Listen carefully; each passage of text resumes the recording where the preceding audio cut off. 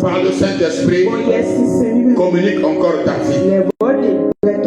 Il est écrit que la chair ne sert à rien, mais c'est l'Esprit qui vivifie. Ce matin encore, Père, nous prions que le Saint-Esprit nous vivifie et que ta parole soit encore une occasion pour que le Saint-Esprit nous vivifie à la louange et à la gloire de ton nom. L'homme ne vivra pas de pain seulement, mais de toute parole qui sortira de ta bouche. Et ce matin, autant que nous sommes, nous avons besoin de ta parole. C'est pourquoi parle-nous. Parle-nous. Saint-Esprit, dispose nos cœurs à recevoir cette parole. Honneur, louange et gloire à toi. Dans le nom de Jésus. Amen. Est-ce que quelqu'un peut acclamer le Seigneur? Amen. Alors, comme vous le savez, nous sommes le dimanche 5 avril 2026 où toute la communauté chrétienne commémore la Pâque. Donc pour coller à cette célébration, ce matin je vais nous parler sur le thème la Pâque, un nouveau départ.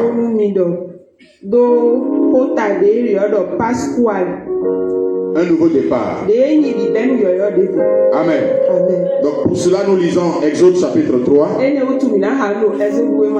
le verset 7 à 8 et Exode chapitre 12, le verset 11. Exode 3, verset 7 à 8. Moïse a rencontré Dieu dans le buisson à Adam et Dieu lui dit, l'Éternel dit, j'ai vu la souffrance de mon peuple qui est en Égypte. Et j'ai entendu les cris que lui font pousser ses oppresseurs. Car je connais ses douleurs. Je suis descendu pour le délivrer de la main des Égyptiens et pour le faire monter de ce pays dans un bon et vaste pays, dans un pays où coule le lait et le miel, dans le pays, dans les lieux qu'habitent les Cananéens, les Hésiens, les Amoréens, les Phérésiens, les Héviens et les Jébusiens. Voici les cris d'Israël sont venus jusqu'à moi. Et j'ai vu l'oppression que leur font souffrir les Égyptiens. Maintenant, va. Je t'enverrai auprès de Pharaon. Et tu feras sortir d'Égypte mon peuple, les enfants d'Israël. Exode 12, verset 1. Exode 12, verset 11 plutôt. Qui se lit comme suit. Quand vous le mangerez, il parle ici du repas de la Pâque. Il dit quand vous le mangerez, vous aurez vos reins sains. Sains. Vous allez attacher vos ceintures.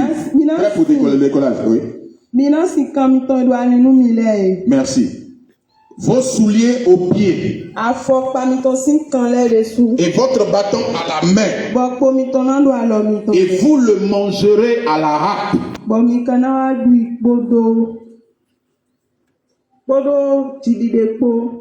À la hâte. C'est quoi, va vite. Merci. Vous le mangerez à la hâte. C'est la Pâque de l'Éternel.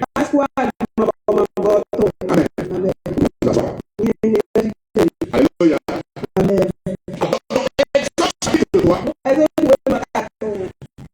Moïse, cet homme est peuple qui est né vous m'avez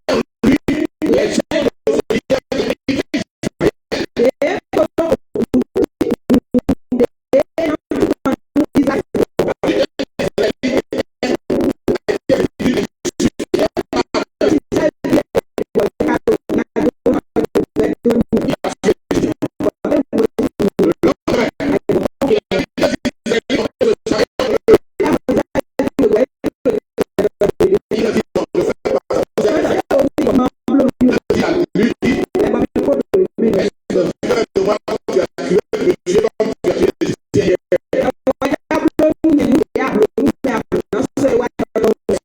Moïse a fui l'Égypte et a allé en Sion.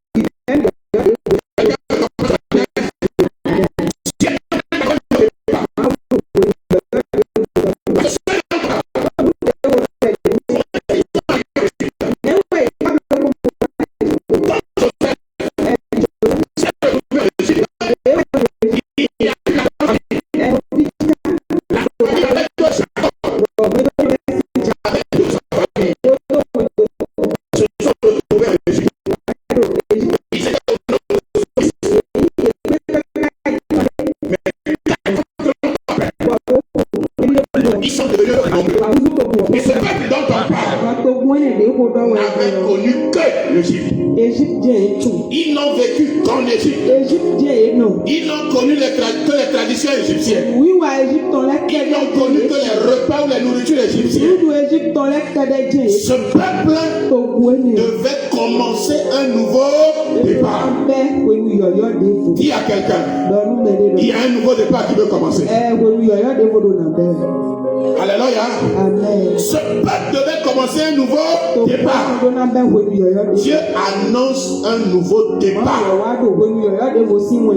Et le nouveau départ dont je parle, Dieu parle d'une promesse d'un pays bon,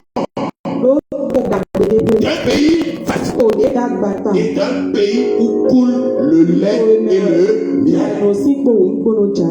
Quelqu'un me comprend? C'est ce qu'on vient de lire. Dieu dit, je vais le sortir d'ici pour l'amener vers un pays bon, un pays vaste, un pays où coule le lait et le miel. Bien-aimé dans le Seigneur, quand Dieu parle d'un nouveau départ, Dieu parle toujours de quelque chose de meilleur. Dieu parle toujours de quelque chose de glorieux. glorieux. Dieu parle toujours de quelque chose qui est mieux, 1000 fois mieux que le ciel. Alléluia. Alléluia. Partagez.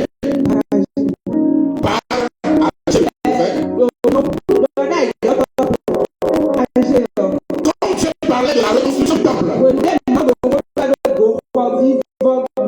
Dieu dit, qui d'entre vous avait vu cette maison dans sa première gloire? Dieu annonce un nouveau départ pour le temple. Et Dieu dit, la gloire de cette dernière maison sera comment? Que la première. Donc pour Dieu, le nouveau départ, c'est un départ plus glorieux, plus grand. Alléluia. Alléluia. Donc Dieu annonce à Israël un nouveau départ. Mais comment est-ce que le nouveau départ va s'effectuer? Pendant que le peuple ne savait pas comment est-ce que ce nouveau départ allait commencer, dans Exode chapitre 12, Dieu annonce à Moïse de dire au peuple que le 10e jour, que chaque maison et chaque famille puisse avoir un agneau. Un agneau sans défaut, un agneau mâle. Et Dieu ajoute que le 14e jour, ils vont voler l'agneau. Ils vont manger l'agneau avec les herbes amères et les pains sans levain.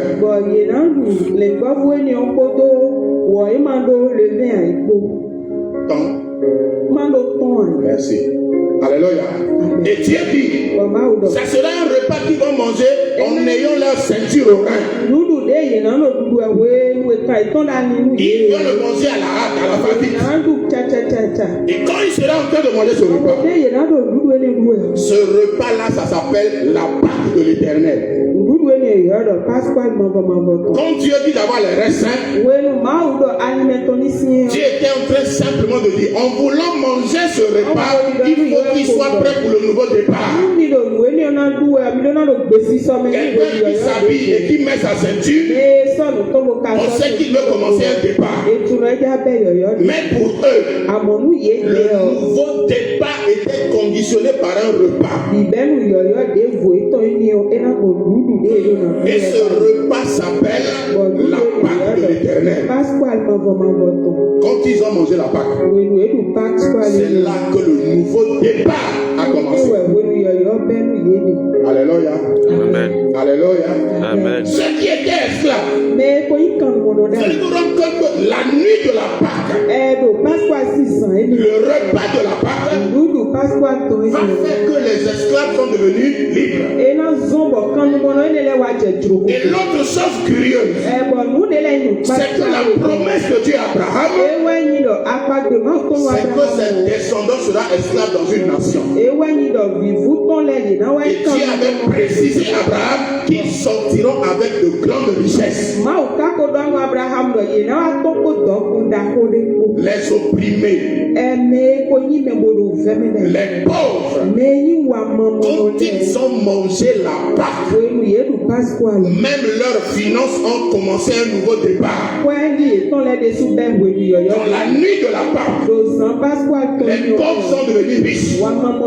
Ceux qui n'avaient rien avaient l'argent, avaient l'or, avaient des vêtements, avaient des biens précieux.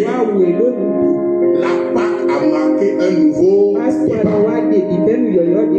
La Pâque les a libérés de l'esclavage.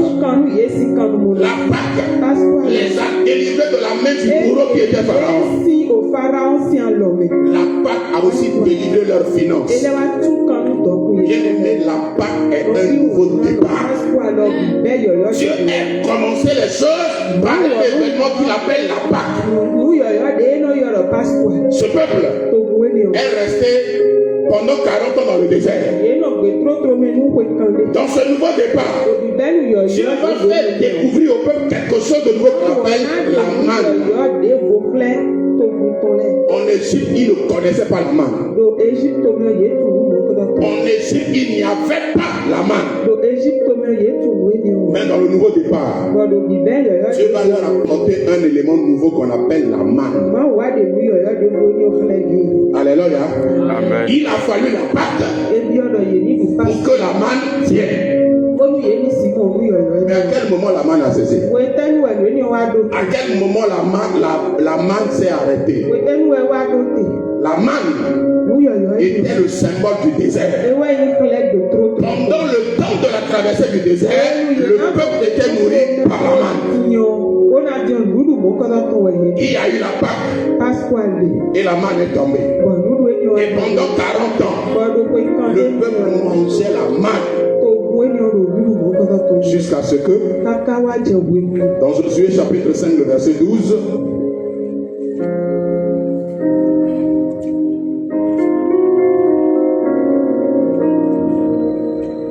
Josué chapitre 5, le verset 12.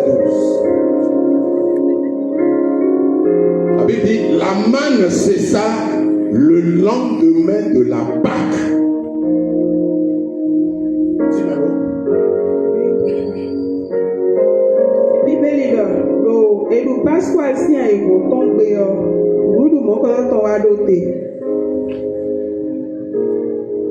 Quand ils mangeaient du blé du pays,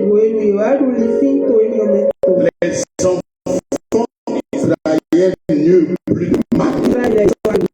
Ils mangeaient les produits de Canaan cette année-là.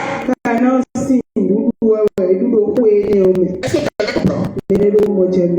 Nouveau départ, pour quitter l'Égypte, il y a eu la Pâque.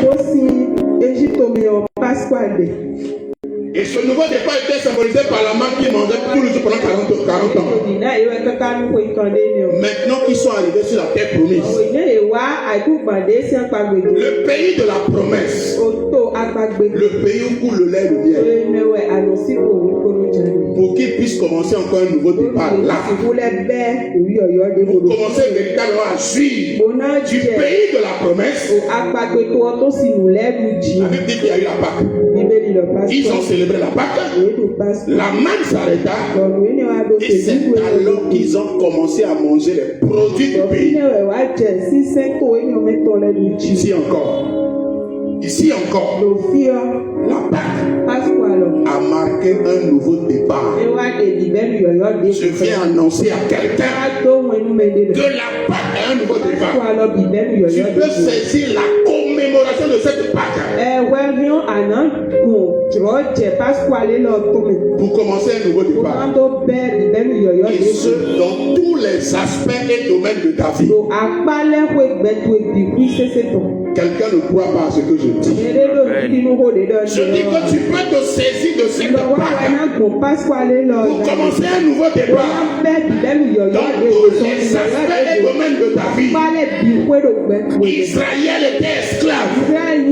Il y a beaucoup d'hommes qui sont esclaves du péché. Pour que Israël soit délivré de l'esclavage, tu es passé par la Pâque. Si tu es esclave, je déclare ce matin que tu es délivré au nom de Jésus. En ce jour de commémoration de la Pâque, je déclare que tu es délivré de l'esclavage au nom de Jésus. Pour que Jésus vienne et qu'il nous sauve, l'humanité était confrontée à un problème. Le problème du péché. Depuis la chute d'Adam dans le désert, dans le jardin d'Éden. Pour réparer le tort que Adam a commis dans le jardin d'Éden. Que dis-je? Pour réparer le tort que Adam a causé dans le jardin d'Éden, Dieu a envoyé un sauveur que Genèse appelle la postérité de la femme. Postérité. Pour que Dieu puisse nous sauver, Dieu a envoyé quelqu'un que Matthieu appelle l'Emmanuel, Dieu parmi nous. Pour que Dieu puisse régler ce problème, Dieu a envoyé un homme dont le nom était Dieu sauve. Et son nom c'est Jésus-Christ. Pour que l'œuvre du salut soit possible. Pour que le tort d'Adam soit réparé. Il fallait un nouveau départ. Et ce nouveau départ, Jésus l'a accompli. Par quoi? Par quoi? À la croix, oui, mais c'était quelle célébration? La Pâque. Pour que ce nouveau départ soit possible, que la race humaine puisse commencer un nouveau départ avec Dieu, il a fallu qu'il y ait la Pâque. Jésus est allé à la croix pendant la semaine de la Pâque. Il n'est pas allé avant, il n'est pas allé après. Et pourquoi exactement, pendant qu'on célébrait la Pâque, Jésus est allé à la croix?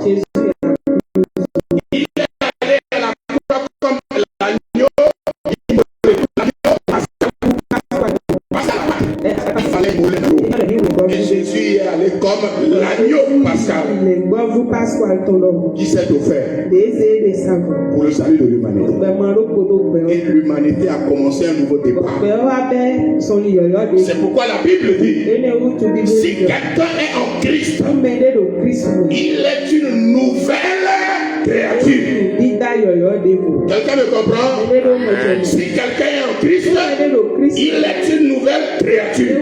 On parle de nouvelle créature quand il y a eu un nouveau départ.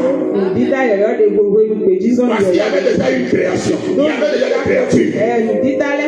Mais si on parle de nouveau, c'est parce que quelque chose a changé. Si on parle de nouveau, c'est parce que dans l'ordre des choses, il y a un événement nouveau qui est rentré en Dieu. Et cet événement, c'est encore la Pâque. Alléluia. Bien aimé dans le Seigneur. Donc, la Pâque, loin d'être une période festive, une période joyeuse,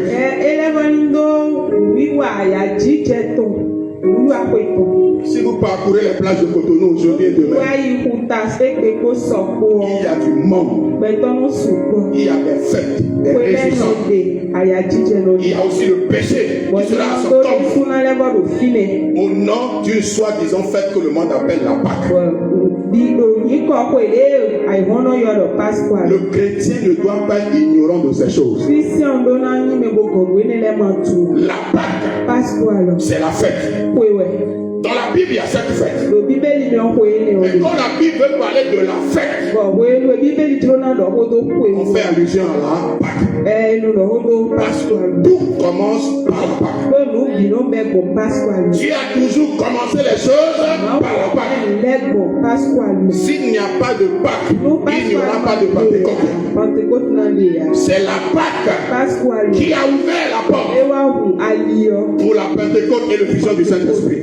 On ne peut pas passer outre la Pâque et espérer célébrer la Pentecôte. Vous passerez à côté de l'essentiel. L'essentiel de Dieu, c'est d'abord la Pâque. Alors, et comme nous ici aujourd'hui, à l'église La Vie à Calavi,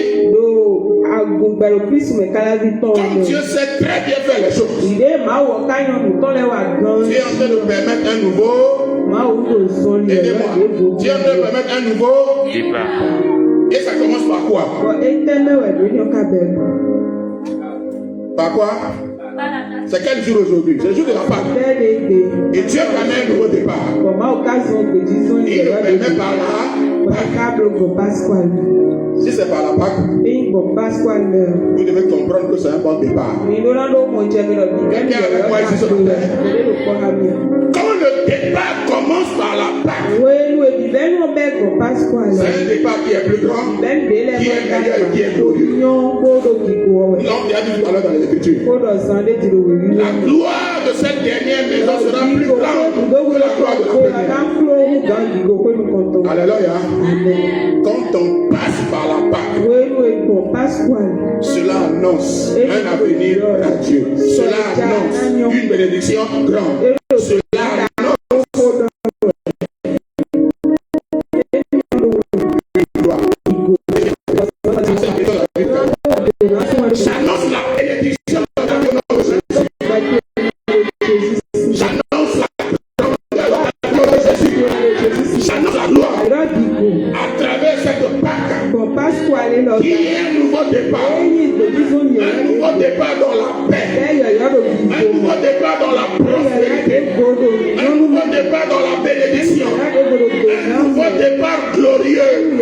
Je l'annonce au nom de Jésus. Je dis, je l'annonce au nom de Jésus. Si tu crois, reçois cela au nom de Jésus. Bien aimé, nous voulons commencer un nouveau départ. Dieu ne fait pas les choses au hasard. Avec Dieu, le hasard n'existe pas. La Bible dit que Dieu fait toutes choses bonnes ensemble. Si Dieu a permis que ce que vous attendiez, vous espérez depuis plusieurs mois déjà, se concrétise par la Pâque, c'est très certainement parce que Dieu a un plan, parce que Dieu a un programme. Et ma prière est que le plan de Dieu, le programme de Dieu se réalise au nom de Jésus. Je dis que le plan de Dieu se réalise au nom de Jésus. Maintenant tu réponds amen là, tu es suspect. Tu réponds amen nonchalamment là, tu es suspect. Nous voulons un nouveau départ. Et nous voulons un nouveau départ glorieux. Et nous le croyons. Amen. C'est parce que nous le croyons que nous le déclarons. Qu'il en soit ainsi au nom de Jésus. Je dis qu'il en soit ainsi au nom de Jésus. Bien aimé, quand il y a un nouveau départ, il y a un risque. Le risque avec Israël. Donc déjà, ils ont quitté dans Genèse chapitre 14. Ils sont sortis de l'Égypte. Dès qu'il y avait un problème, ils ont pensé à Israël. Quand ils ont trouvé la mer, l'Égypte nous a fait l'eau. Quand ils n'avaient pas mangé, il n'y avait pas la main. Ils ont dit, on n'hésite pas. Nous mangeons la viande, nous mangeons telle chose. Là où il y a un nouveau départ, il y a souvent un risque. Écoutez ce que Dieu dit. Pour éviter de tomber dans ce piège, dans ce risque. Ésaïe 43, verset 18 à 19. Ésaïe chapitre 43, verset 18 au verset 19.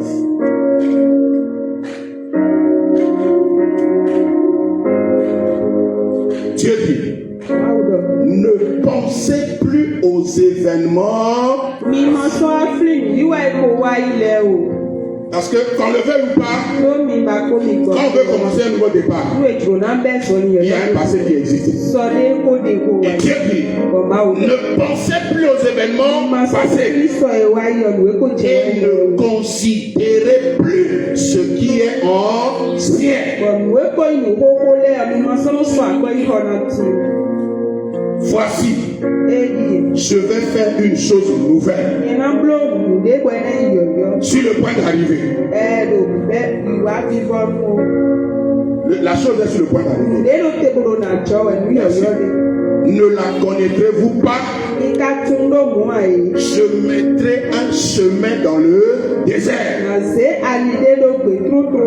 Dieu dit, ne pensez plus aux événements passés. Ne restez plus attaché à ce qui est ancien. Parce que Dieu veut faire une nouvelle chose. Dans le nouvel départ, Dieu fait une nouvelle chose. Dieu fait de nouvelles choses. Et Dieu dit la nouvelle chose qu'il veut faire. Est-ce que vous voulez la connaître? Ce que Dieu veut faire, c'est que Dieu veut mettre un chemin dans le désert.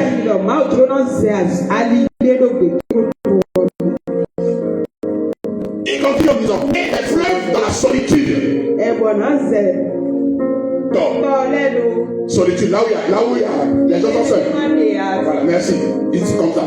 Dieu dit, il veut frayer, il veut mettre un chemin dans le désert. Il veut envoyer des fleurs dans la solitude. C'est ce que Dieu a dit. Donc, dans ce nouveau départ, ne pensez plus aux événements passés. Il faut à un moment donné qu'on arrête avec le passé et qu'on prenne la décision d'un nouveau départ. Et dans ce nouveau départ, on ne doit plus penser à ce qui est passé. s'attacher aux choses anciennes. Même chose que Dieu veut faire. C'est vers cela qu'on doit être focalisé. Alléluia. Alléluia. Donc, Dieu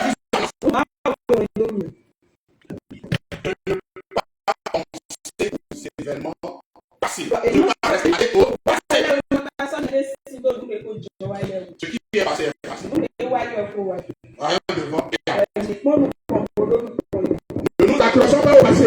Ne nous accrochons pas aux événements du passé. Mais attachons-nous à la promesse de Dieu que Dieu veut faire une nouvelle chose. Quand Dieu dit qu'il veut mettre un chemin dans le désert, ça veut dire que là où il y a la difficulté, là où on ne voit pas l'horizon, Dieu va créer les conditions.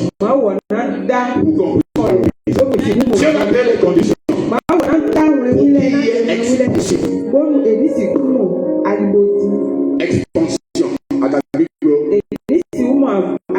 Alors, bien dans Seigneur, dans les choses que Dieu veut faire, ton cœur doit être focalisé sur Dieu. Beaucoup de ceux qui ont quitté l'Égypte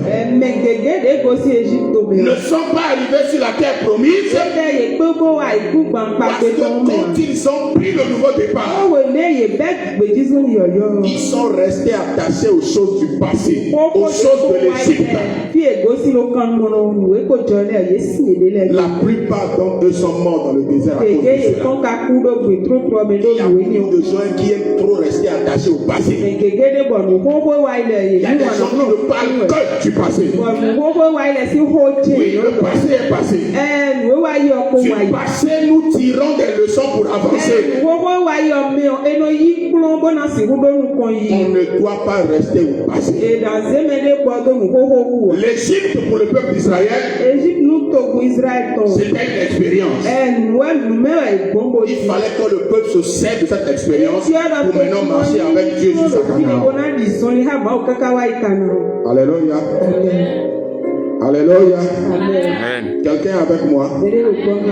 Quelqu'un est avec moi?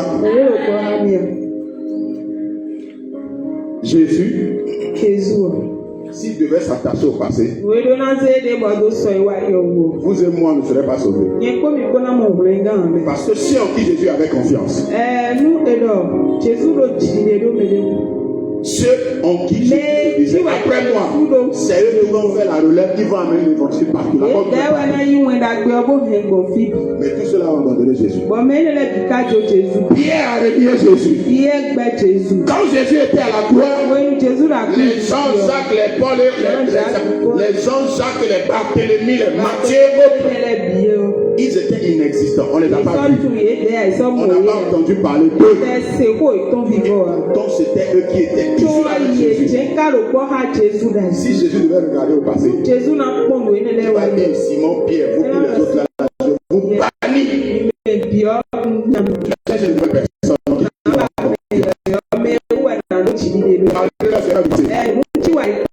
Jésus ne les a pas crucifiés. Bien au contraire, quand Jésus est ressuscité, il a appelé Simon Pierre. Il dit même tu. Il lui dit paix mes brebis. Ce que je t'avais dit avant que tu me réunis. Bien que tu m'aies renié, j'efface ça. J'oublie ça. Je te fais encore confiance. Paix mes brebis. Pourquoi l'église, le jour de la Pentecôte, Pierre a été l'instrument que Jésus a utilisé. Parce que Jésus a fait fi du passé. Si Jésus était rancunier, si Jésus était comme les chrétiens d'aujourd'hui, un homme comme Pierre, qui devait être l'instrument puissant que Dieu allait utiliser, on l'aurait crucifié à longtemps et Pierre a continué à son ministère. Si Dieu devait se souvenir du passé de Paul, L'évangile ne viendra pas vers nous. Mais Dieu a fait fi du passé. Et Dieu a commencé avec Paul un nouveau départ. Dans le nouveau départ, on doit être focalisé sur Dieu, sur les objectifs de Dieu, sur le plan de Dieu, sur le programme de Dieu. Dans le nouveau départ, on oublie le passé. On reste attaché à la promesse. Alléluia. Alléluia. Troisième chose pour finir. Dans le nouveau départ, Jésus est mort. Il a été crucifié pendant la Pâque. Il est ressuscité le premier jour de la semaine, qui était le jour des prémices. Qui était, quand on célèbre la Pâque, on célèbre quoi faire en réalité? On célèbre la Pâque. On célèbre la fête des pains sans levain. Et on célèbre la fête des prémices. Ces trois fêtes étaient déjà illustrées dans le repas de la Pâque. Il y avait l'agneau. L'agneau, c'est la Pâque. Parce qu'à la Pâque, on doit immoler l'agneau. Dans le repas de la Pâque, il y avait les pains sans levain. Cela symbolise donc la fête des pains sans levain. Et dans le repas de la Pâque, il y avait les herbes amères. Ces herbes sont un type de prémices. Les prémices sont les premiers fruits, les premiers produits, les premières fleurs, tout ce qui est premier. Et Jésus était ressuscité le jour de la fête des prémices. Alors, je vais donner, comprends-moi bien, tu vas comprendre le sens que je vais donner à ce que je vais dire. En ressuscitant comme étant les prémices, la Bible appelle Jésus le premier-né d'entre les frères. Jésus est le premier-né d'entre les frères. Et vous et moi, nous sommes les deuxièmes-nés, troisième-nés, quatrième-nés. Et nous sommes nés à l'image de Jésus. Tel que Jésus a vaincu, tous ceux qui sont nés en Christ à travers la Pâque, ils sont aussi vainqueurs. C'est pourquoi la Bible dit, dans toutes ces choses, nous sommes plus que vainqueurs. Par celui qui nous a aimés. Bien aimés. Quand on célèbre la Pâque, on pense aux prémices, on pense aux premières choses. Première chose, les prémices sont la certitude que nous avons la victoire sur l'ennemi. La résurrection de Jésus était la victoire de Jésus sur la mort. La Bible dit, oh mort, où est ton aiguillon?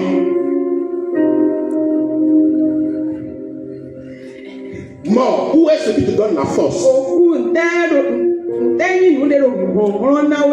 Jésus l'a vaincu.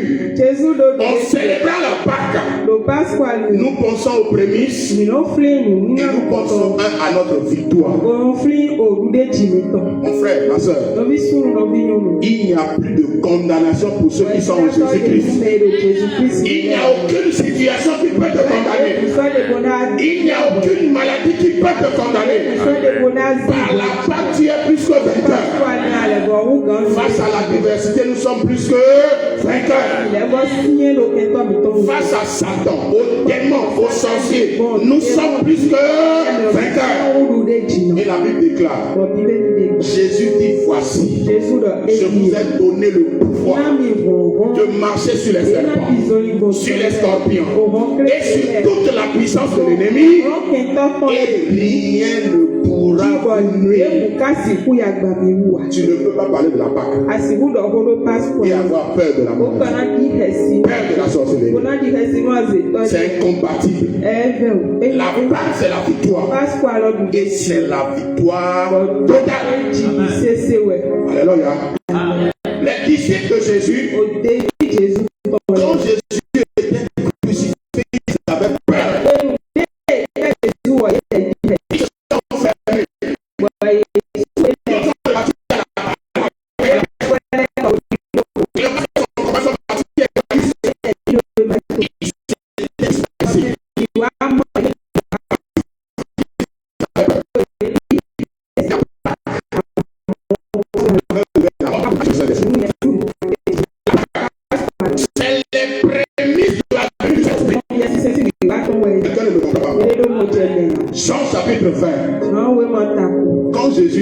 après sa résurrection.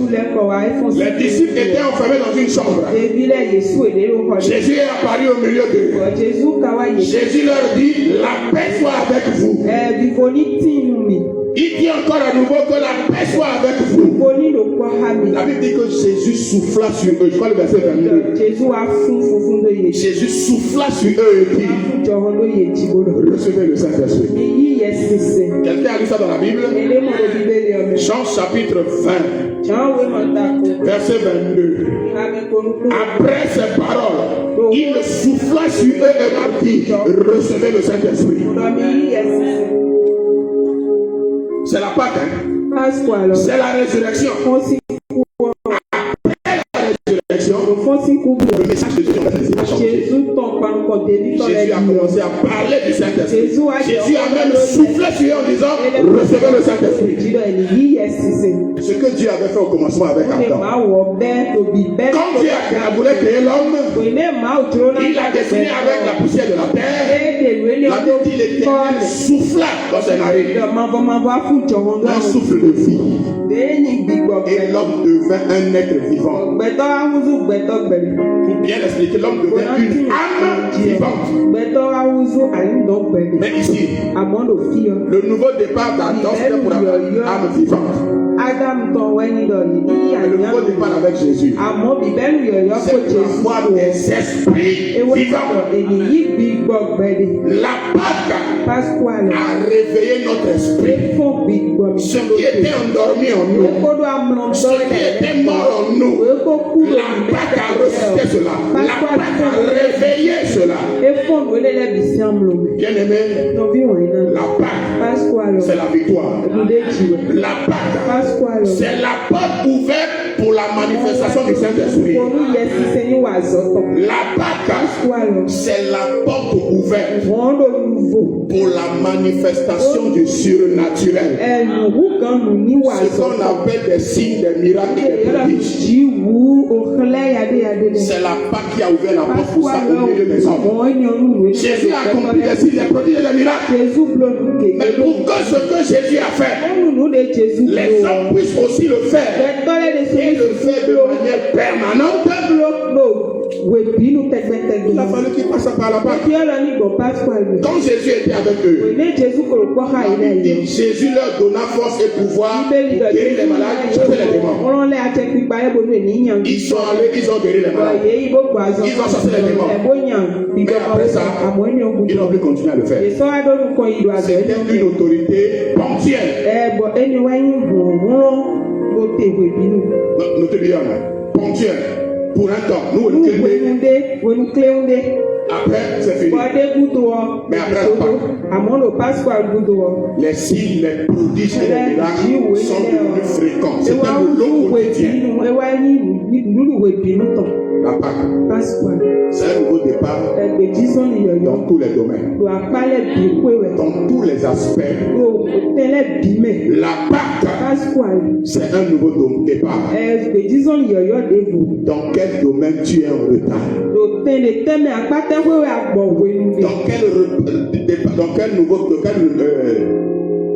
Dans quel domaine tu es bloqué? On m'a envoyé une soeur, ça fait environ 2 mois. Ça fait déjà 2 mois. La soeur avait des problèmes. Elle ne s'est jamais mariée. Rien ne va dans sa vie. Et quand elle est venue vers moi, elle dit, pasteur, priez pour moi, j'ai 2 problèmes. Les affaires ne marchent pas. Et je ne suis pas marié. On a commencé à prier. Et comme tu es souverain, tu as touché le second domaine. Alors je suis en train de parler. Elle est dans un bus. Elle va à Abidjan. Donc d'Abidjan va prendre l'avion pour aller au Maroc. La prière a fait un miracle. Le miracle est que ce qu'il n'a pas espéré, Dieu lui a ouvert une porte. Et elle est en train de partir comme ça. Bien aimé dans le Seigneur. Les signes, les prodiges, le domaine qui ne marche pas, à travers la Pâque, c'est possible que ça marche. D'ailleurs, quand Jésus allait à la croix, comme l'agneau pascal, la Bible dit que le voile du temple se déchira en deux. L'homme a maintenant accès d'aller dans le lieu très saint, d'aller dans la présence de Dieu. L'homme a maintenant accès à aller puiser dans la source qui permet les signes, les miracles et les prodiges. Jésus a dit à certaines personnes, vous, si vous ne voyez le miracle, vous ne pouvez croire. Le miracle est devenu possible.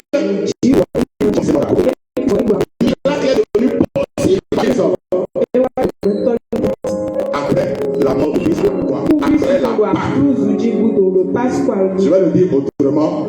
La Pâque a ouvert le temps, la période des signes, des miracles et des prodiges.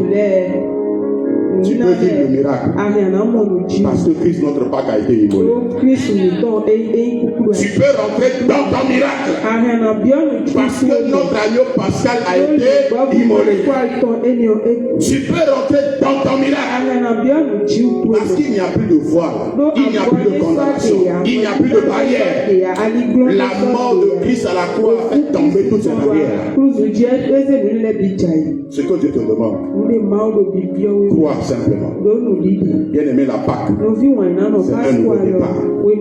Et que ce nouveau départ commence dans cette église. Que ce nouveau départ commence dans chacune de vos vies. Je déclare qu'il en soit ainsi au nom de Jésus. Que Dieu te donne un signe, un miracle, un prodige pour te souvenir de la Pâque 2026. J'aime la Pâque. Parce que parfois Dieu attend. J'ai prié avec un couple qui était stérile. On a commencé à prier en septembre 2011. Septembre 2011. Dieu avait révélé ce qu'il était en train de faire dans la vie de cette femme, dans ses entrailles. On était en septembre 2011. On a organisé quelques séances de prière jusqu'à ce qu'on arrive à la Pâque 2012. À la Pâque 2012, on était en mars. Et précisément le vendredi de Pâques. Mon garçon René, là, il avait 2 mois, il venait de naître à l'époque. Donc le couple a été venu en réalité pour saluer l'enfant, le bébé. On priait pour eux et le vendredi de Pâques, ils sont venus.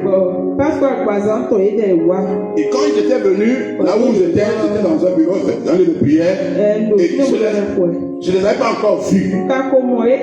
Je recevais quelqu'un, la personne était en train de sortir. Quand le Saint-Esprit m'a dit que la femme qui vient là, qu'est-ce qu'elle attend pour mettre au monde ce que je lui ai donné, sans savoir qui venait, j'ai vu la dame venir avec son mari. Quand je l'ai vu à la porte, je lui ai dit, ma soeur, qu'est-ce que tu attends pour mettre au monde ce que Dieu t'a donné?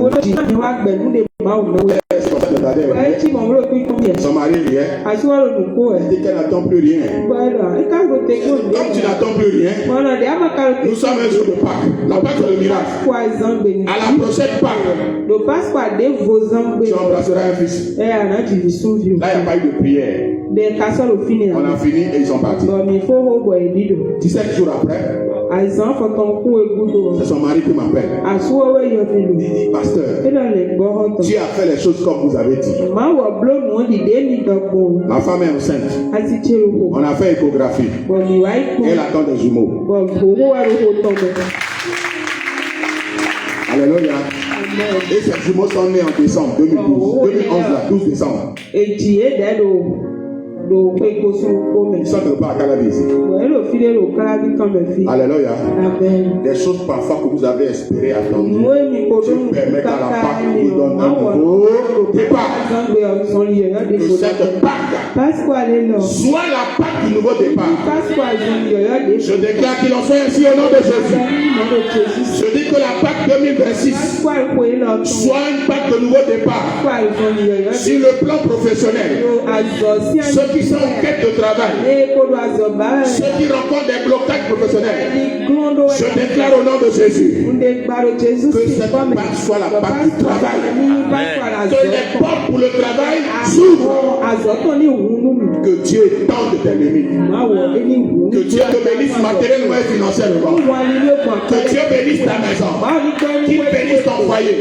Qu'il bénisse tes entreprises. Que Dieu te donne de l'envol comme les aigles. Je déclare prophétiquement qu'il en soit ainsi au nom de Jésus. Je dis qu'il en soit ainsi au nom de Jésus. Je dis encore qu'il en soit ainsi au nom de Jésus. Merci Seigneur, parce que tu l'as fait. Là où tu es, lève-toi sur tes pieds. Commence à remercier le Seigneur pour cette parole que tu as entendue. La Pâque, un nouveau départ.